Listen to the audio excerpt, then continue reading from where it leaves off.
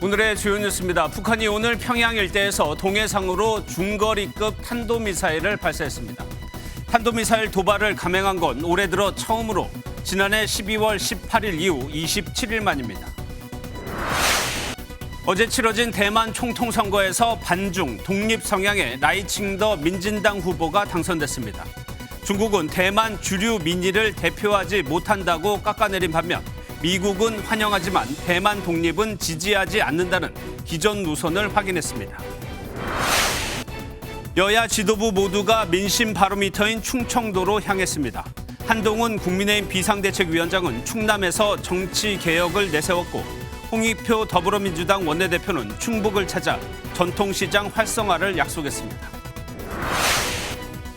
총선을 앞두고 열린 가칭 미래대연합 창당 8기인 대회에 제3지대 인사들이 모였습니다. 텐트를 크게 쳐달라는 이낙연 전 민주당 대표와 달리 이준석 개혁신당 정강정책위원장은 떴다방이라면 참여하지 않는다며 연대에 묘한 온도차를 보였습니다. 올 들어 처음으로 열린 고위당정협의회에서 취약계층 365만 가구의 전기요금 인상을 한 번 더 유예하기로 했습니다. 소상공인 40만 명의 대출이자도 최대 150만 원 줄여줄 계획입니다. 휴일인 오늘 전국에 비나 눈이 온 가운데 강원 일부 내륙과 산지에는 많은 눈이 내려 한때 대설주의보가 내려졌습니다. 비와 눈은 저녁 늦게 대부분 그치겠지만 밤새 기온이 뚝 떨어지면서 내일은 서울의 아침 기온이 영하 7도로 내려가는 등 반짝 추위가 찾아오겠습니다. 여러분 안녕하십니까? 북한이 오늘 동해상으로 신형으로 보이는 중거리급 탄도미사일을 발사했습니다. 기습 공격이 가능한 고체 연료를 사용한 것으로 추정됩니다. 탄도미사일 도발은 올해 처음이지만 북한은 올해 초 서해에서 사흘 연속 포사격을 진행하는 등 도발을 이어왔습니다. 첫 소식은 김영영 기자가 보도합니다. 합동참모본부는 오늘 오후 2시 55분쯤 북한이 발사한 중거리급 탄도미사일로 추정되는 한 발을 포착했다고 밝혔습니다.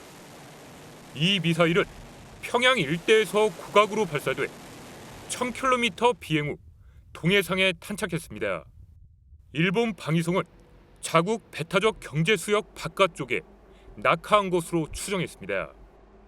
북한이 탄도미사일 도발을 감행한 건 올해 들어 처음입니다.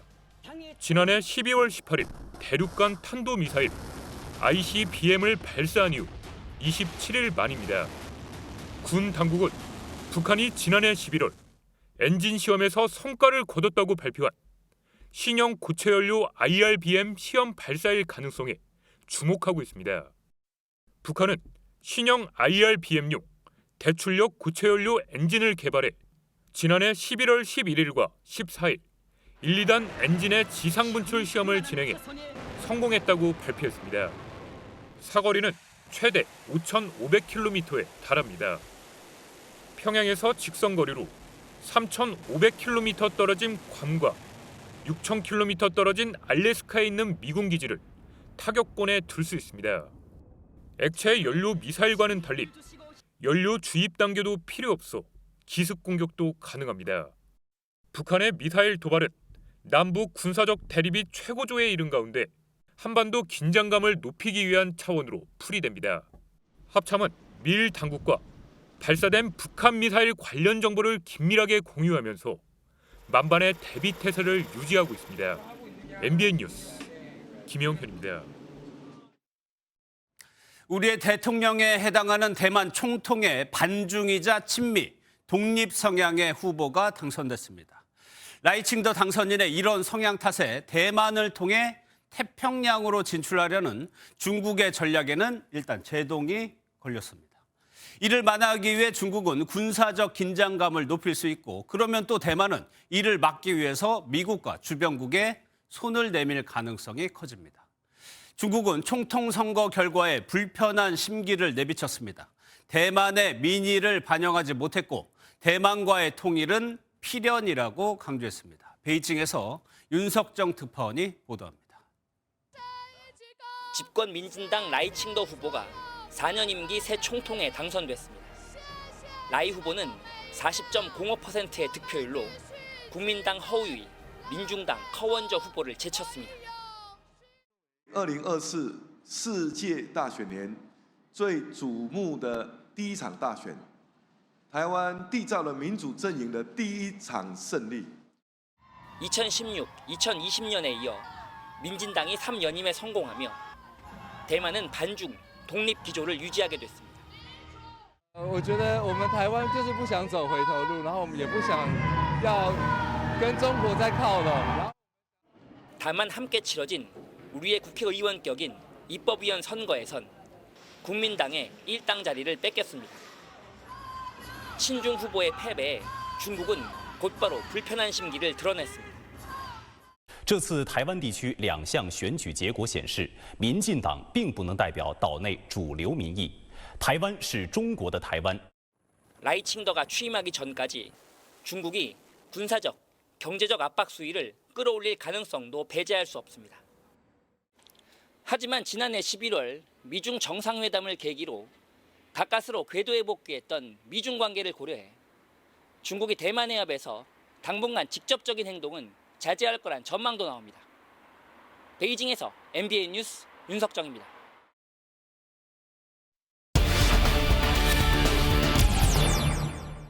대만을 통해 중국을 봉쇄하려는 미국으로서는 반가운 소식일 겁니다. 외교안보팀 권영범 기자 나와 있습니다. 어서 오세요. 예, 미국 반응 한번 볼까요? 네, 일단 웃음을 숨기면서도 중국을 자극하진 않는 분위기입니다. 예. 조 바이든 대통령은 기자들에게 선거 결과에 대해 이렇게 말했습니다.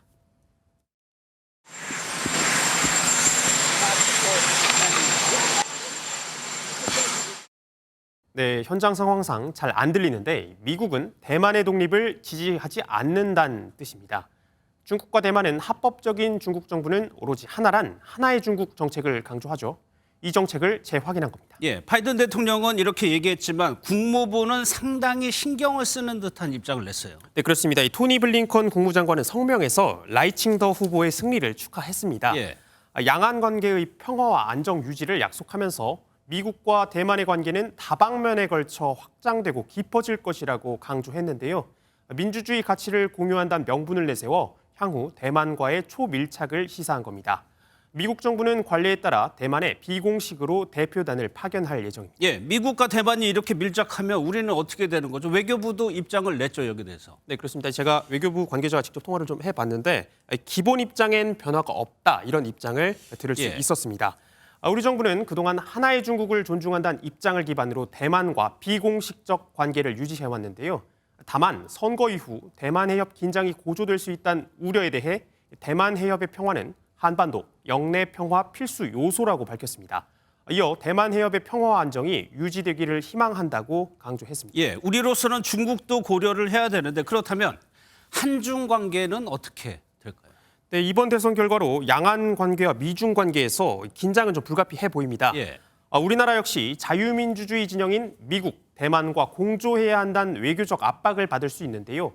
만약 이렇게 되면 한중 관계엔 좋지 않은 영향을 줄 수 있겠죠. 실제로 우리 정부가 대만 해협에서 힘에 의한 일방적 현상 변경 시도를 우려한다는 메시지를 내자 중국이 강하게 반발하기도 했잖아요. 한중 외교가 시험대에 오른 만큼 더 치밀한 대응이 필요합니다. 전문가 의견 들어보겠습니다. 국제주의 원칙과 이런 걸 내세우면서 협력할 것은 협력하고 아닌 거는 아니라는 미국과 중국을 설득하는 메시지를 내보내는 게 가장 좋다. 우리로서는 미국과 중국을 동시에 바라봐야 되는 상황인 것 같습니다. 지금까지 권영범 기자였습니다. 미국 대선은 내일 아이오와주에서 열리는 공화당 경선을 시작으로 본격적인 레이스에 들어갑니다. 트럼프 전 대통령의 과반 득표 여부와 누가 2위가 될 것이냐가 관전 포인트입니다. 특히 영하 30도에 달하는 혹한의 현지 날씨가 변수가 될 전망입니다. 아이오와주에서 최중락 특파원이 보도합니다.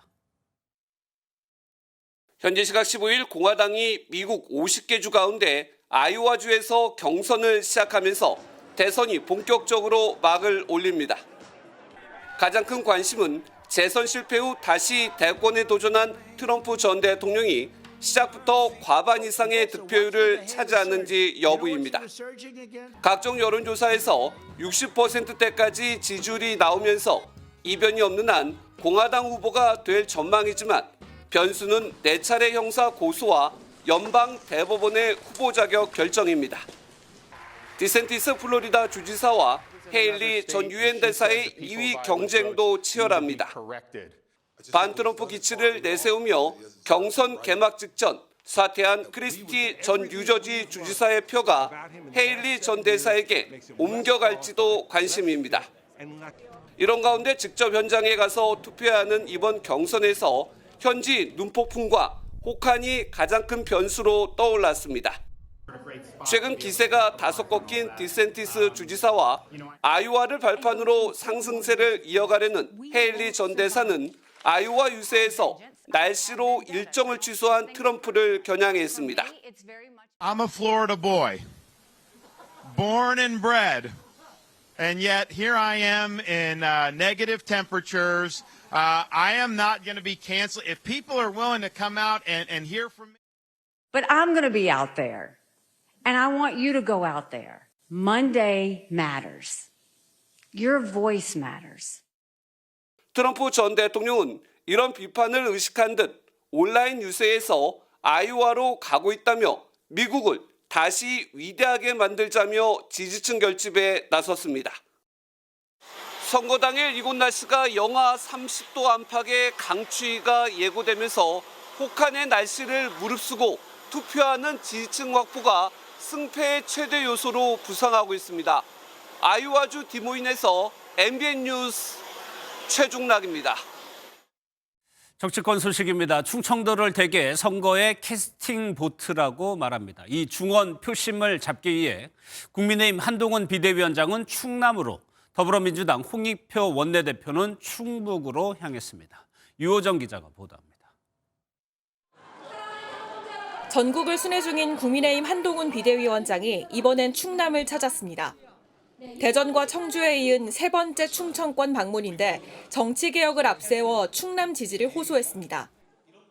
충남은 늘 대한민국 전체의 생각을 좌우해온 스윙보트였습니다. 정치 개혁의 진정성을 알아보시는 눈이 가장 탁월한 곳이 바로 불체포 특권을 포기하고 금고형 이상 확정 시 국회의원 세비를 반납하겠다는 공약을 강조하면서 민주당의 사법 리스크를 겨냥했습니다.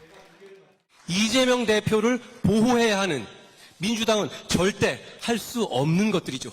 다시 한번 공식적으로 묻습니다. 이 두 가지 받을 겁니까? 안 받을 겁니까? 이에 더불어민주당은 세비 반납은 법안을 발의했다고 맞섰습니다. 한동훈 비대위원장은 세비 반납 운운하기 전에 검찰 특수활동비부터 공개하라고 하십시오. 한편 충북을 찾은 민주당 홍익표 원내대표는 지역사랑 상품권 예산 확보를 내세워 상인 민심을 파고들었습니다. 반영이 안 된 거를 그 여야 협상 과정에서 정부를 설득해서 겨우 그 발행 비용 지원 3천억 원이 최종적으로 반영이 됐습니다. 충청권은 큰 선거마다 승패를 좌우하는 캐스팅보트 역할을 해왔던 만큼 여야의 표심 잡기 경쟁도 본격화될 것으로 보입니다. MBN 뉴스 유호정입니다.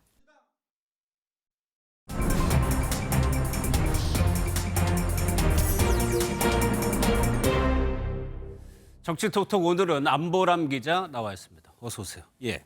앞서 리포트에서 제3지대 움직임 봤는데 여튼 빨라요. 그러다 보니까 이재명 대표가 빨리 당으로 돌아와야 된다. 이런 얘기들이 좀 나오는 거 봅니다. 그렇습니다. 흉기 피습 사건이 지난 2일이었으니까 아직 2주도 되지 않았습니다. 워낙 큰 사건이었던 만큼 복귀를 얘기하기 이른 시점은 맞습니다. 하지만 민주당 상황이 녹록지 않습니다. 일단 민주당 내분이 현실화했고 공천 잡음이 이어지고 있습니다. 반면 국민의힘 한동훈 비대위원장은 전국을 돌며 컨벤션 효과 극대화에 나섰습니다.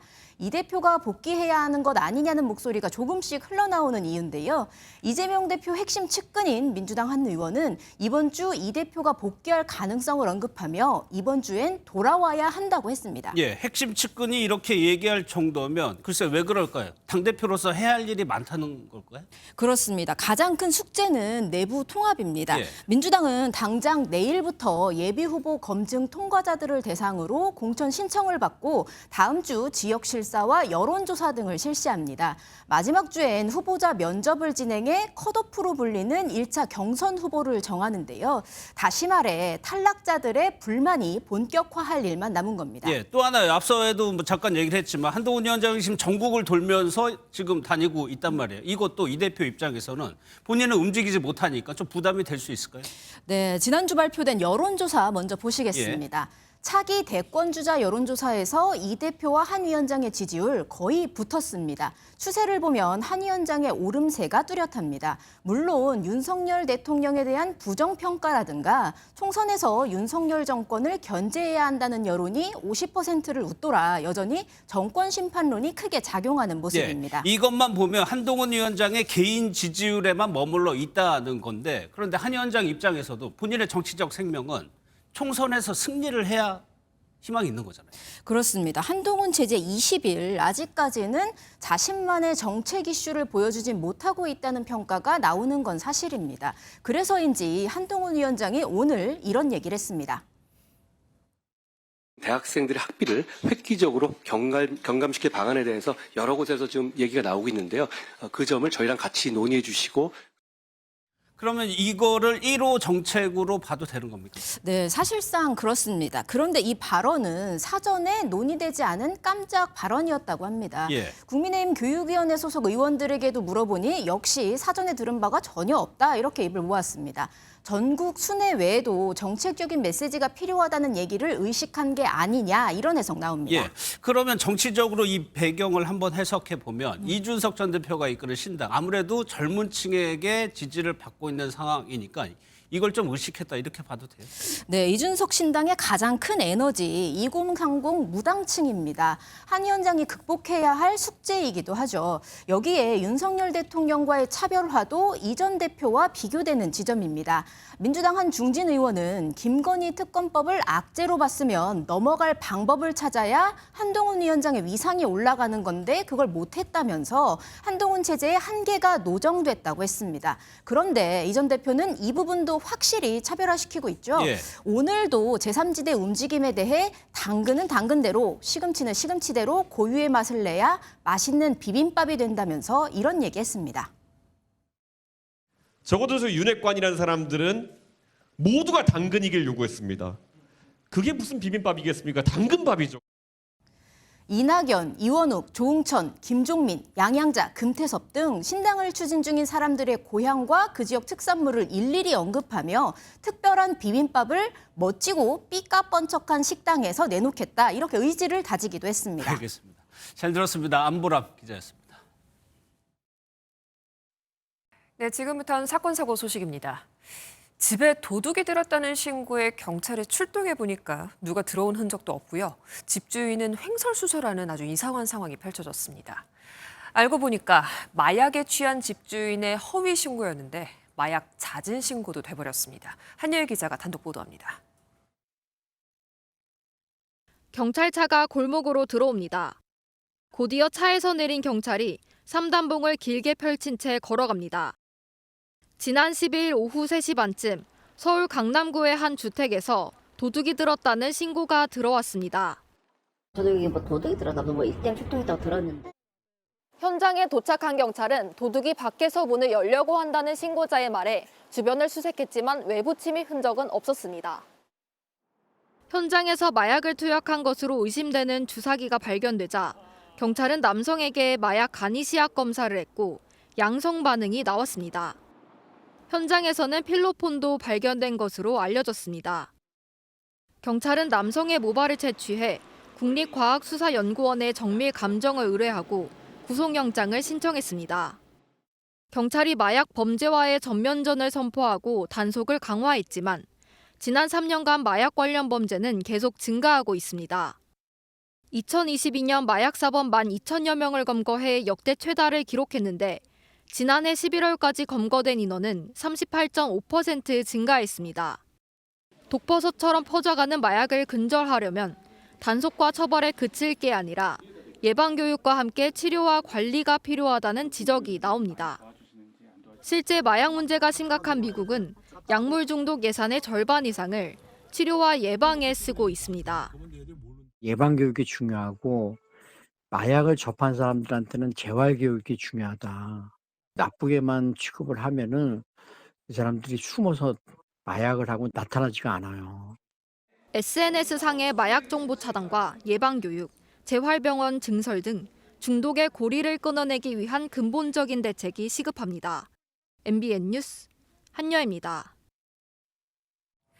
경찰의 신체에 붙여서 현장을 촬영하는 보디캠 녹화 장면입니다. 흉악범죄와 같은 각종 위험한 상황에서 현장 증거용으로 쓰였는데요. 경찰들이 사비로 구입해서 쓰다가 그마저도 사용이 중단됐던 이 보디캠이 올해 하반기부터 경찰 공식 장비로 보급됩니다. 장동건 기자입니다. 한 남성이 손에 흉기를 들고 파출소 안으로 들어옵니다. 흉기를 내려놓으라는 지시도 듣지 않고 자해하려는 태도를 보이자 경찰관이 테이저건을 발사해 제압합니다. 칼날 장수를 잡길래 더 이상 안 되겠다, 큰일 나겠다 싶어서. 경기도 수원에서도 흉기를 든 남성이 경찰관을 향해 달려드는 일이 있었습니다. 칼 버리세요. 칼 내려놓으세요.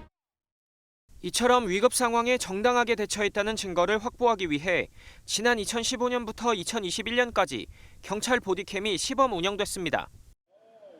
하지만 개인정보 침해 논란에 전량 폐기돼 필요한 경우엔 사비로 구매했어야 했고 그마저도 지난해 9월 개인정보 보호 강화로 경찰 개인 차원에서의 사용은 어려워졌습니다. 앞으로는 이러한 부담이 줄어듭니다. 경찰관 직무집행법 개정안이 국회에서 통과되면서 보디캠이 경찰 정식 장비에 포함되고 구체적 사용 기준이 마련됐기 때문입니다. 다만 인권 침해 논란을 최소화하고자 피의자를 체포 구속하는 경우나 긴급한 상황 등에 한해 쓸 수 있게 했습니다. 또한 촬영할 때는 촬영 사실을 표시하고 대상에게 알려야 합니다. 공적인 업무를 집행하는 그런 과정에서 벌어진 그런 일들을 기록하는 것에 대한 법적인 근거를 마련할 필요가 있었던 거죠. 경찰은 올해 하반기부터 2028년까지 총 5만 5천여 대의 보디캠을 지급하는 방안을 검토하고 있습니다. MBN 뉴스 장동건입니다. 고속도로에서 만취한 20대 운전자가 홀로 전복 사고를 냈는데 이를 뒤따르던 차량이 들이받는 일이 있었습니다. 그리고 전북 익산에선 한밤중에 난 화재로 80대 노부부가 숨지는 사고도 있었습니다. 윤기란 기자입니다. 회색 승용차 앞이 형체를 알 수 없게 부서졌습니다. 이 차가 들이받은 파란색 차량 운전석 쪽도 심하게 찌그러졌습니다.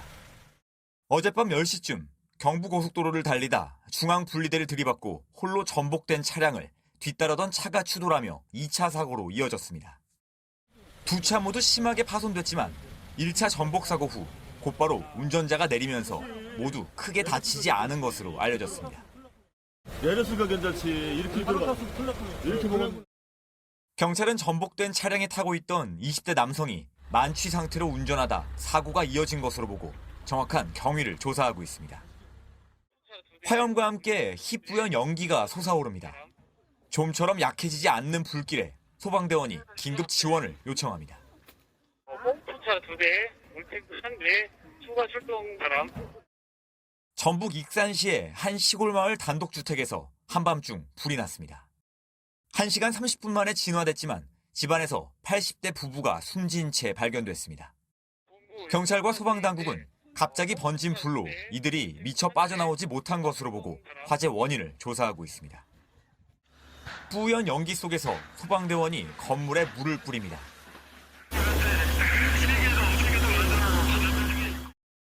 어제 저녁 7시 50분쯤 강원 평창군의 한 한옥 호텔에서도 불이 나 3시간 만에 진화됐습니다. 건물 3채가 전소하고 다른 2채도 일부 탔지만 호텔 리모델링 작업 기간이라 다행히 인명피해는 발생하지 않았습니다. 오늘 낮 전북 군산시의 한 도로에선 만취 상태로 차를 몰던 30대 남성이 도로 옆 변압기를 들이받아 주변 일대가 1시간 동안 정전되는 사고도 벌어졌습니다. MBN 뉴스 윤기란입니다.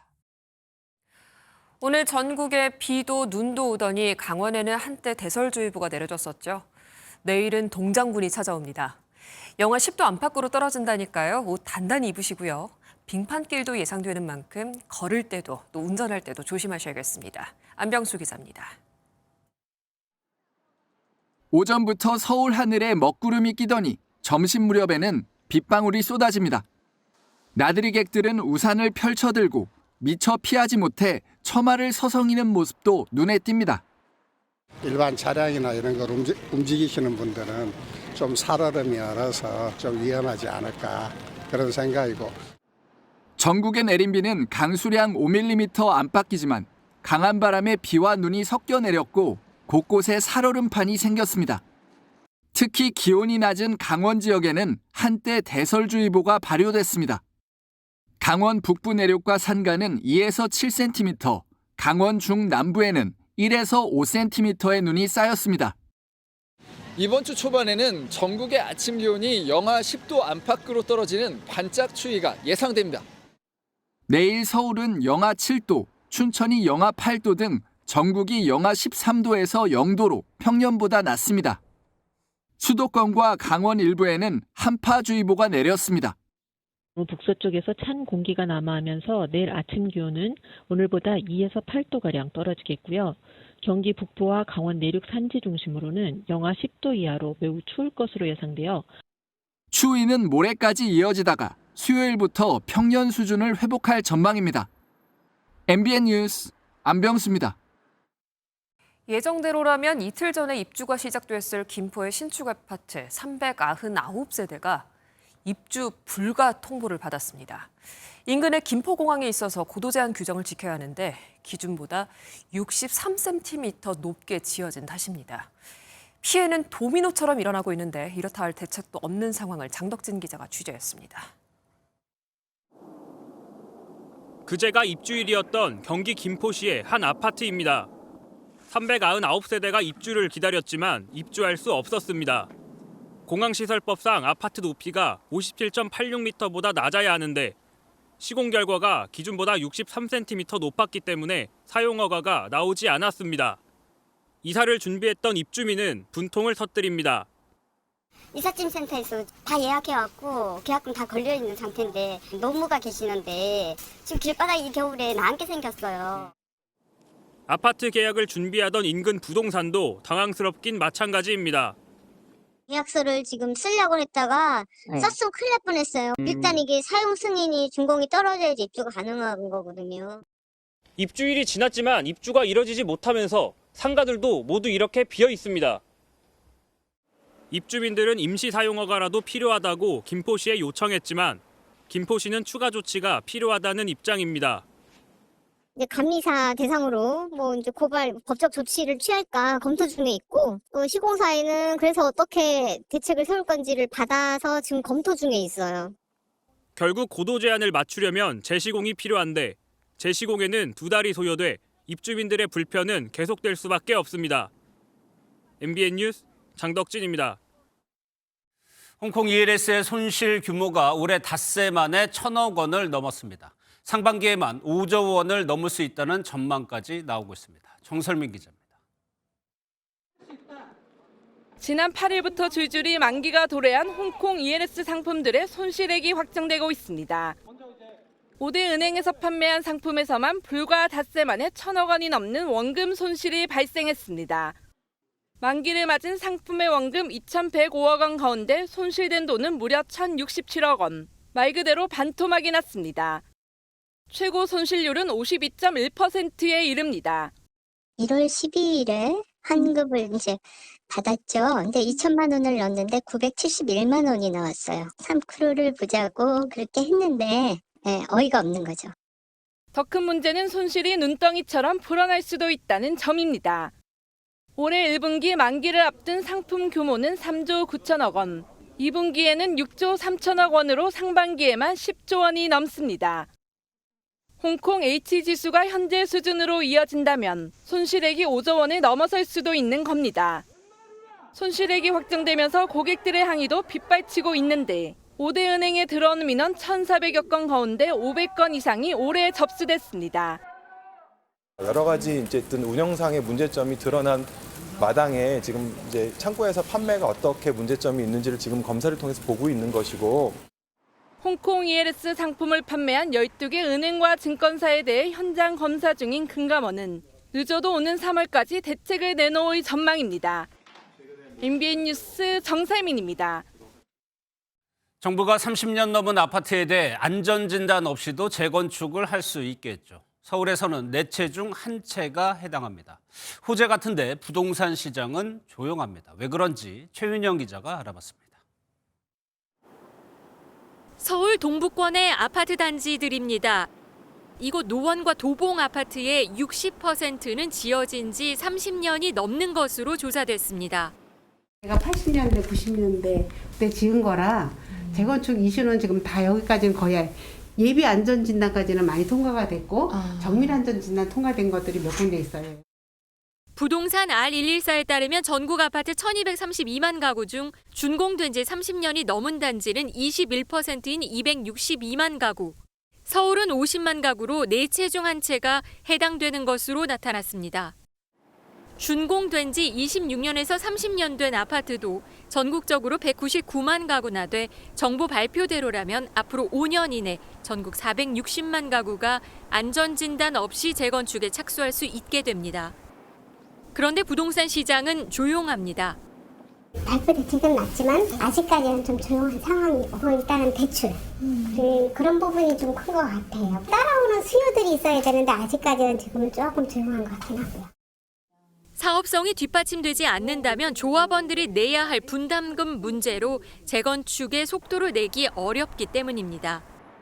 건축비가 많이 오른 데다가 재건축 부담금이 조합원들의 기대 수준만큼 낮아질지 여부가 향후에 변수로 작용할 것으로 예상이 됩니다. 여기에 안전진단 면제를 위해서는 도시정비법 개정안이 국회에서 통과돼야 하는데 야당의 협조가 필요한 상황입니다. 정부는 다음 달 도시정비법 개정안을 국회에 제출할 예정입니다. MBN 뉴스 최윤영입니다. 오늘 열린 고위당정협의회에서 설 민생대책이 나왔습니다. 취약계층 365만 가구에 대한 전기요금 인상이 다시 유예되고요. 소상공인 40만 명의 대출이자도 최대 150만 원 줄여주기로 했습니다. 오늘 발표된 내용들 전정인 기자가 전해드립니다. 한동훈 국민의힘 비상대책위원장 취임 후 처음으로 고위당정협의회가 열렸습니다. 통상 고위당정협의회는 삼청동 총리공관에서 열리는데 이례적으로 국회에서 진행한 건 한 위원장에게 힘을 실어주기 위한 조치로 풀이됩니다. 다양한 영역에서의 불합리한 격차를 줄이고 없애는 데 힘을 집중하고자 합니다. 결국 그게 구체적인 민생을 챙기는 것이라고 생각합니다. 당정은 사과와 배추 등 16대 성수품을 집중 공급하는 등 설 물가를 지난해 수준 이하로 관리하겠다는 내용의 설 민생 대책을 발표했습니다. 이번 설 연휴에도 고속도로 통행료가 면제되고 KTX나 SRT의 역귀성표를 최대 30% 할인할 계획입니다. 취약계층 365만 가구의 전기요금 인상을 한 번 더 유예하고 소상공인과 자영업자 등 40만 명의 이자 부담도 줄여주기로 했습니다. 제2금융권에서 대출을 받은 소상공인, 자영업자 약 40만 명을 대상으로 최대 150만 원 수준의 이자 부담이 경감될 수 있도록 지원하기로 하였습니다.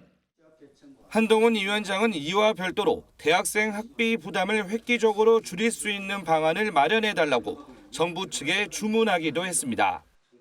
MBN 뉴스 전정인입니다. 세계 최대 IT 가전 전시회 CES가 12일에 막을 내렸습니다. 올해도 역시 국내 대기업들의 선전은 변함없던 가운데 우리 무명의 스타트업들이 두각을 드러내는 쾌거도 있었습니다. 이 소식은 미국 라스베이거스 현지에서 김민수 기자가 전합니다. 발명가 토마스 에디슨의 이름을 딴 에디슨 어워드 시상식장에서 금은동 수상기업이 호명되고 있습니다. 엄격한 혁신 기준과 역량 평가로 유명한 에디슨 어워드의 퍼스널 테크놀로지 부문 금상을 거머쥔 곳은 한국의 무명 스타트업이었습니다. 에디슨 어워드 수상 실적을 전면에 내세운 해당 업체는 한국수자원공사가 마련한 CES 부스에 자리 잡았습니다.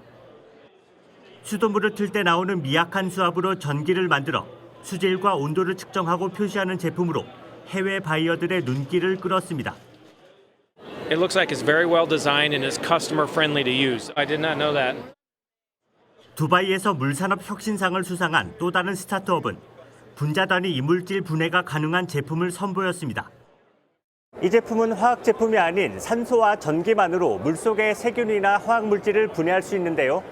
이 병 속의 잉크를 얼마나 빨리 분해할 수 있는지 확인해 보겠습니다.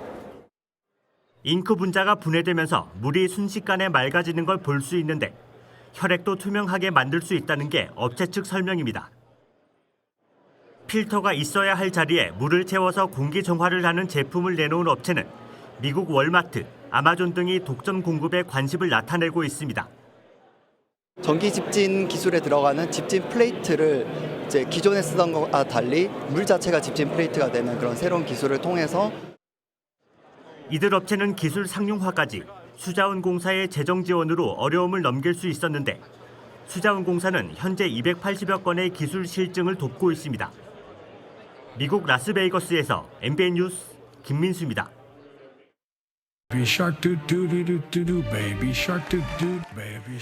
네, 동요 아기상어를 부르는 바이든 미 대통령. 얼핏 진짜 불렀나 싶은데 가짜입니다. 지금 전 세계 정치권은 이렇게 딥페이크 기술로 만든 가짜 영상에 비상이 걸렸습니다. 일반인도 쉽게 만들 수 있는 데다가 올해는 특히 전 세계에서 크고 굵직한 선거 80여 개가 치러지기 때문인데요. 이기욱 기자가 자세하게 전해드립니다. 블라디미르 푸틴 러시아 대통령이 푸틴 자신에게 질문을 던집니다. Хочу спросить, правда ли, что у вас много двойников? И еще, как вы относитесь к тем опасностям, которые несет в нашу жизнь искусственный интеллект и нейросети? Спасибо. Вот я смотрю, вы можете быть на меня похожи и говорите моим голосом. Но я... 질문을 한 푸틴은 한 대학생이 만들어낸 가짜 영상으로 얼굴은 물론 목소리와 말투까지 생성형 AI 딥페이크로 복제한 겁니다.